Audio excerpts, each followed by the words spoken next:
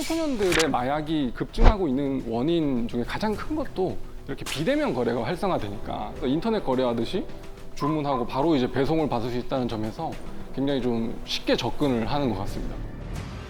실제로 얼마 전에 고등학교 3학년 친구들이 그 부모님한테 공부 좀 해야 되겠어. 그래서 공부방을 하나 만들어줘. 공부에 집중할 수 있게. 그래서 오피스텔에 이제 공부방을 하나 만들어줬는데 거기에 이제 고3 친구 3명이 아지트로 활용을 해서 텔레그램 마약방을 통해서 마약류를 판매를 해서 벌어들인 범죄 수익이 1억 2천만 원 정도 될 정도로 세상에.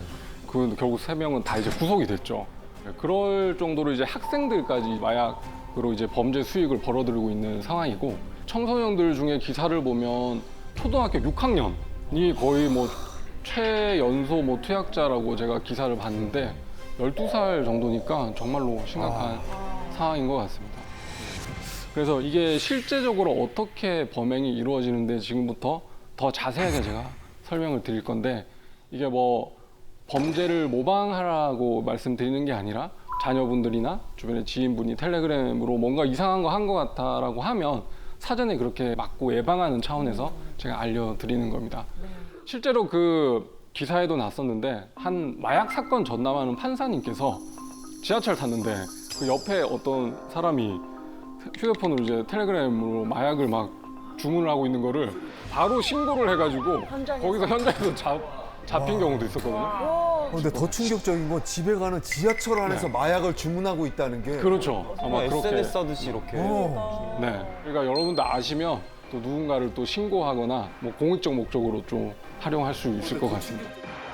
자, 구조에 대해서 좀 설명을 드리면 이게 거의 뭐 피라미드식 다단계 회사랑 똑같습니다. 중소기업입니다. 그래서 총책, 그다음에 인증 딜러, 그다음에 드라퍼라는 그런 개념이 나오는데 총책은 이제 제일 그 우두머리에 있는 사람이고 인증 딜러라는 사람은 총책으로부터 받은 마약을 팔 수 있게 권한을 득한 사람, 그걸 인증 딜러라고 해요. 그래서 뭐 그 전국을 이제 권역화해가지고 뭐 경상권, 그다음에 뭐 전라권, 충청권, 서울 뭐 이런 식으로 권역을 나눠서 인증 딜러를 이제 배치해 놓는 거죠. 그럼 그 인증 딜러들은 자기가 이제 하나의 그런 방을 운영하면서 마약을 팔아야 되는 거니까 그 마약을 실제로 붙여놓을 수 있는 그 드라퍼들을 수시로 이제 모집을 합니다. 그래서 저 아까 보여드린 마약방에 실제로 들어가면 뭐 월천 보장, 구인 광고 그런 것들이 이제 많이 올라오기도 하고 또 실제로는 그 투약자분들이 돈이 없으니까 좀 깎여줄 수 있나요? 뭐 이렇게 물어보는 경우가 있는데 그러면 은연중에 이렇게 아, 돈 없으면 이거 드라퍼 한번 해봐라. 그러나 마약 공짜로 줄 테니까 이런 식으로 해서 꼬드겨가지고 드라퍼로 고용해서 힘든 일, 제일 위험한 일인 거잖아요. 어떻게 보면 대중에게 노출되는 거니까 그런 일을 시키는 일들이 많이 이루어져 있습니다. 그래서 구매하고 싶은 사람이 그 마약방에다가 이제 텔레그램을 보내면 그 사람한테 이제 좌표를 부립니다. 좌표라고 하는 것은 이제 마약을 드라퍼들이 숨겨둘 때 그 도로명 주소 같은 거를 이제 찍고 숨겨놓은 장소를 이렇게 찍어요. 그래서 보내면 그거 사진 보고 찾아가서 그걸 이제 득하고 실제로 그 사기치는 사람들도 많이 있어가지고 거기 예, 숨겨놓지도 않았는데 그냥 돈만 받고 왜냐하면 신고를 못 하잖아요. 그렇기 때문에 사기로 악용하는 분들도 계시죠. 근데 반대로 마약 사범 중에 이런 사람도 있었어요. 조사를 해보니까 마약 숨겨놓는 그런 위치를 그 텔레그램 방에서 봐가지고 자기가 짐작해서 그걸 찾았다는 거예요. 물론 뭐 거짓말일 수도 있겠지만 충분히 그럴 수 있다는 생각이 들었습니다. 네. 진짜 그럴 수 있겠다. 네, 그래서 저도 이제 실제로 그 마약 수사관 분들이랑 같이 함정 수사를 해서 최대한 그 드라퍼들한테 대면 거래를 유도를 하죠. 아, 나는 이거 보면서 사고 싶다라고 해서 그 현장에 나온 사람들을 이제 체포해서 뭐 상선을 타고 가는 수사를 한다거나 아니면 그 드라퍼들한테 좌표를 받아서 그 이제 마약류를 수거를 하면 그 이제 비닐팩에 묻어 있는 지문을 추적을 해서 그 이제 마약을 포장한 사람을 체포하는 그런 기법도 많이 쓰고 있습니다. 또 마약 수사에 대해서 궁금하셨던 거 있으세요? 수사 과정? 근데 영화 같은 데 보면 네. 왜 드라퍼를 잡고 상선까지 이렇게 수사를 딱 파고고 들었는데 알고 봤더니 상선이 이미 감옥에서 그냥 자기는 감옥에 들어간 상태에서 모든 걸 진두지휘하고 있어서 이 사람을 더 이상 벌 줄 수도 없는 상황 막 네. 이런 것들이 나오고. 아, 그럴 수도 있습니다. 실제로 뭐 세간에 화제가 됐던 그 아시아 마약왕 사건이라는 필리핀. 그, 예, 그 이런 거 보면 필리핀 교도소 안에서 한국의 그 사람들을 이제 지휘해서 텔레그램 마약방을 운영하는 사례도 있을 정도로 그러면 그 더 줘야 되지 않나요? 그 형량을? 형량을? 형량을 더 줘야죠. 필리핀에서 처벌받은 걸로 아는데 어마어마한 형을 받은 걸로 알고 있습니다. 자, 그러면 우리 한국에서 가장 많이 소비되는 마약은 뭘 것 같으세요? 필로폰 아닐까요? 맞습니다. 예. 필로폰이 지금 그 단속된 마약류 중에서 거의 뭐 68% 이상을 차지할 정도로 압도적으로 많은데요. 제 개인적으로는 그 필로폰이 중독이 너무 심하고 그 인간의 노력으로는 이제 끊을 수 없다는 걸 제가 여러 마약 사범들 인터뷰하면서 많이 느꼈죠. 제가 이제 만났던 그 피의자 중에 이런 사례도 있었습니다. 처음에는 기소유예 처분이라 해서 이제 선처를 받고, 그 다음에는 이제 기소돼서 집행유예를 선고받고, 그 다음에 구속돼서 실형을 선고받고 이런 전력을 거치다가 교도소로 이제 수감이 됐습니다. 그래서 뭐 2년, 3년 이렇게 복역하고 나왔어요. 출소 그 당일에 투약을 화장실에서 하고 집으로 갔어요. 근데 아내분이 보니까 알죠. 그러니까 마약을 또 필로폰을 했구나 해서 그 자리에서 또 신고를 합니다. 그래서 출소된 날 바로 경찰한테 현행범인으로 체포돼서 다시 들어온 사람도 있었거든요. 그만큼 이제 필로폰에 중독되면 위험하다는 건데, 그 다음에 이분들은 이제 20대 커플이었어요. 20대 초반에. 근데 참 어떻게 보면 무지한 건데, 남자가 이제 그 여자한테 그 우리 캠핑 가가지고 뭐 기분 좋게 하는 약을 자기가 구해왔는데 이게 같이 한번 우리 투약해볼래? 라고 여자친구를 계속 설득을 한 거예요. 그 여자친구가 뭐 한번 해보자고 호기심에 이렇게 했는데 초심자니까 이제 주사기를 잘 못 놨나 봐요. 그 여자친구분이 뭐 피부가 파랗게 변하면서 호흡 곤란이 찾아와서 응급실에 급하게 실려갔어요. 그래서 그 응급실에서 이제 범행이 발각돼가지고 수사가 이루어진 경우가 있었는데, 그냥 호기심에 그렇게 못 모르고 주사를 했다가 정말로 생명에 위독한 순간까지 오는 이런 경우도 있었습니다. 겁도 없다. 네. 진짜. 필로폰이 이제 향정신성 의약품이잖아요. 그 향정이라는 단어 뜻 자체가 방향성을 띠고 어떤 정신을 한 방향으로 흐르게 한다는 그런 뜻인 건데, 필로폰이 각성 효과와 동시에 하나에게 몰입하게 해줍니다. 그래서 실제로 그 마약 사범들 인터뷰를 해보면 이제 이게 속칭 꽂힌다라고 하는데, 꽂히는 걸 보면 이제 성관계에 꽂히는 게 대부분이고, 근데 의외로 그 남자분들은 이제 휴대폰 게임을 그냥 8시간 동안 쉬지 않고 하는 거. 뭐 필로폰을 그런, 예. 그리고 여성분들 중에는 청소도 의외로 많습니다. 그 필로폰을 투약하고 난 다음에 8시간 동안 밀린 집안일 같은 걸 하는 거죠. 얼마나 깨끗하게 하시려고. 실제로 제가 물어보니까 평소에는 하기 싫다가 이렇게 딱 투약을 하고 나면 그 각성 효과로 말끔하게 청소하는 그게 너무 기분이 좋았다고. 그 다음에 또 수다가 있어가지고, 네, 그래서 같이 이제 투약을 하고 동성끼리 8시간 동안 이제 수다 떨고 뭐 전화하는 그런 사람도 있다고 합니다. 저는 막 그런 얘기 많이 들었어요. 먹는 거. 네, 과자 한 봉지 이만한 거를 뭐 그렇습니다. 다 먹었다. 예, 그렇죠. 한 번 꽂힌 게 그게 안 바뀐다고 하더라고요. 그 매번 할 사람은. 때마다 예, 그래요? 똑같은 대로 해서. 그래서 실제로 수사해 보면 투약 장소도 갔던 모텔, 그 모텔 302호 특정 모텔에서 항상 투약을 합니다, 보면.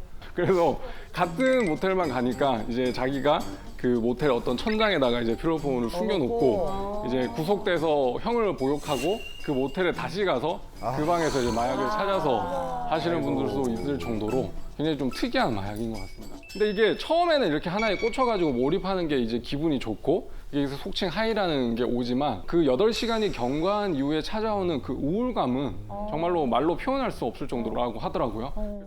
향정신성 약물들이 대부분 왜 우리 뇌에서 실제로 왜 도파민 같은 신경 전달 물질을 한꺼번에 확 시냅스 공간에서 생산하게 만드는데, 근데 문제는 우리 뇌가 이제 항상성 기제가 있어가지고 뭘 확 뿌리거나 생산하면 그 다음에 안 생산하는, 생산을 하지 않는 그런 기능이 있거든요. 그러니까 실제로 뇌 자체가 우울한 거죠. 도파민이 기분을 좀 더 좋게 만들어주는 물질인데 그걸 평상시 생산을 아예 안 해버리니까, 그러니까 그 물질을 외부에서 자꾸 유입할 수 있도록 유혹에 쉽게 빠지는 건데, 항상 저희들이 말씀드리지만 물리적으로 뇌가 변한 겁니다. 네, 물리적으로 뇌가. 네네. 그다음에 진짜 안타까운 게 10대 고등학생이었는데, 이분은 이제 심각한 우울 증세랑 ADHD 증세가 있었어요. 그래서 부모님이랑 같이 여기저기 그냥 병원을 다녀서 이제 약을 처방받는데도 아무런 효과가 없었던 거예요. 그래서 자기 스스로 그 그 ADHD를 한번 치료해 본다고 텔레그램 마약방에서 필로폰을 구매해가지고 그걸 이제 물에 타서 마신 거예요. 와, 그래서 그 부모님이랑 나중에 그 애랑 이제 검사실에 와가지고 같이 얘기를 하는데 부모님이 펑펑 우시는 거예요. 근데 애가 어떤 뭐 다른 목적이 있었던 건 아니고 정말로 자기 병세가 좀 호전될까봐 이렇게 투약을 했다고 하던데, 아, 이렇게 안타까운 사실 사연도 있습니다. 이게 그 ADHD가 한 가지 이제 집중을 못하는 증상이라고 하면 반대로 메스암페타민, 필로폰은 한 가지 이제 집중을 하게 하는 거지 않습니까? 그러니까 그래서 사실 미국에서는 이 메스암페타민과 비슷한 그 화학 구조를 가진 암페타민을 병원에서 처방받으면 그거 약을 복용을 할 수가 있습니다. 근데 한국에서는 금지가 돼 있어요. 그래서 그 해외에 유학하는 학생들이 이제 비행기 타고 이제 그 약을 들고 오다가 암페타민 밀수로 이제 입건이 되는 경우도 있어요. 그래서 그럴 땐 어떻게 돼요? 그러니까 어떻게 해야 돼? 그렇게 되면 이제 미국에서 병원에서 처방받은 내역을 이제 검사실에 제출을 하면 그런 걸 잘 참작을 해서 중형으로 이제 처벌하지는 않습니다. 그럼 그 암페타민은 중독성이 없어요? 있죠. 그래서 미국 사회에서도 공부 잘하는 약이라는 그런 약으로 암페타민을 손쉽게 처방하는 거에 대해서 굉장히 경각심을 가져야 한다고 하는 목소리도 있다고 합니다. 네. 그럼 여러분이 생각하시기에 가장 위험한 마약은 뭐라고 생각하세요?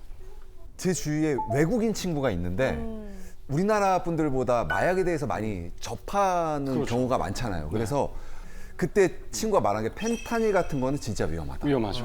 네. 굉장히 강력한 마약성 진통제거든요. 펜타닐 같은 경우에는 헤로인이라는 마약의 100배에 달할 정도로 얼마나 이제 그 강력한지 그게 처방이 패치 형태로 돼요. 그래서 아플 때마다 뭐 허리 쪽이나 뭐 이런 데다 붙이는 거거든요. 아주 작은 패치를. 그 피부를 통해서 서서히 흡수되게 할 정도로 강력한 마약인데 이제 그 펜타닐 이제 사용하는 친구들은 그걸 이제 가늘게 잘라서 불에 태워서 발생하는 연기를 이제 흡입하는 방식으로 투약을 하게 됩니다. 이게 한때 한국에서 이제 미국에서 유학한 그런 20대 래퍼들 사이에서 유행처럼 번졌고 래퍼를 꿈꾸는 그런 20대 청소년들 사이에서 이제 더 청년들 사이에서 문제가 됐었죠. 음원 막 수십 개 낼 정도로 유명한 래퍼인데 이제 제가 검사실에서 조사를 한번 해봤었는데 주변에서 이렇게 안 하는 사람이 없으니까 이게 죄의식 없이 이렇게 투약을 했다고 하는데 근데 이게 특징이 펜타닐은 이게 커뮤니티가 형성돼 있다 보니까 주변에 이렇게 나눠줘요. 그래서 그 사람한테 공짜로 친구들한테 나눠주거나 아니면 공짜로 줬다가 뭐 고마우니까 돈을 받았어요.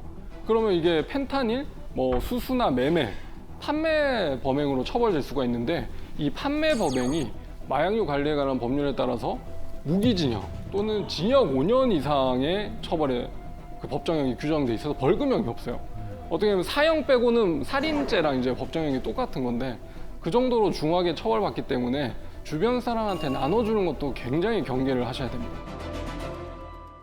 이 펜타닐 수사를 하다 보면 이게 그 사람들 커뮤니티 내에서는 잘 뚫리는 병원이 있는 거예요. 그래서 얘들아 이 병원 가면 이거 묻지도 않고 따지도 않고 그냥 처방해 주니까 그 병원 가. 그래서 그 의사분한테 면을 트고 심지어 이제 전화로 선생님 그때 저 그 처방받았던 환자인데 처방전 택배로 혹시 받을 수 있을까요? 해서 택배로 보내주기도 하고 그래서 그런 의사분들도 수사 대상에 올라서 처벌될 수 있다는 거 그런 것도 굉장히 이 펜타닐의 특징입니다. 이 펜타닐 뭐 투약해서 중독되는 것도 위험하지만 주변 사람한테 나눠주는 것도 굉장히 경계를 하셔야 됩니다.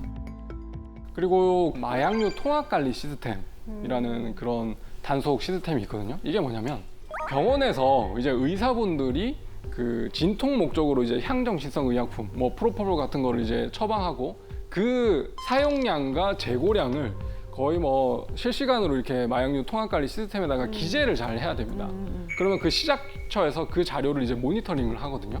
그래서 그 배우 사건 같은 경우에도 누군가 이름을 딱 특정해가지고 조사한 게 아니라 어떤 사람이 병원을 단기간에 여러 군데 이제 옮기면서 이제 투약을 하는 패턴이 발견이 되니까 이제 식약처에서 수사기관에 수사 의뢰를 한 겁니다. 이거 약간 좀 마약류 통합관리 시스템이 굉장히 잘 되어 있습니다. 실제로 제가 수사했던 사례 중에 이 졸피뎀에 좀 중독된 분들이 있어요. 졸피뎀이 뭐냐면 이제 수면제인데 이것도 이제 향정신성 의약품이거든요. 졸피뎀을 이제 한 알 먹으면 바로 잠이 드는데 이분은 이제 그 내성이 생겨가지고 한 번에 뭐 6, 7알을 뭐 먹어야 이제 잠이 들 정도로 중독이 됐던 거예요. 근데 병원에서 어쨌든 처방받아서 사야 되는데 그게 마약류 관리 시스템상 이 사람이 직전에 언제 어디서 어느 병원에서 몇 알을 처방받았는지 알 수가 있으니까 처방을 안 해주는 거예요. 그러니까 주변의 지인의 어떤 주민등록번호 이런 걸 도용을 해가지고 졸피뎀을 이제 처방을 받았던 거예요.